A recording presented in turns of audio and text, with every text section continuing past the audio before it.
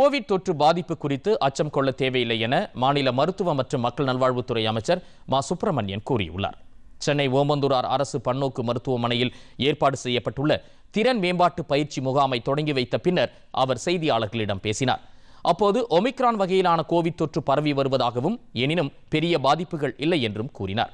தமிழகத்தில் 35 பேருக்கு கோவிட் பாதிப்பு இருப்பதாகவும், தற்போது பரவும் கோவிட் தொற்று வீரியம் இல்லாதது என்பதால் பதற்றம் அடைய தேவையில்லை எனவும் மா சுப்பிரமணியன் தெரிவித்தார்.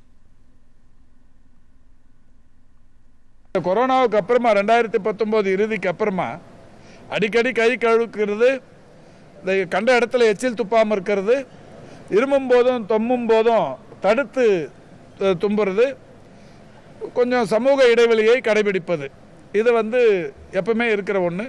இந்த கொரோனாவிலிருந்து இப்போ நடைமுறையில் இருக்கிற ஒன்று தான்.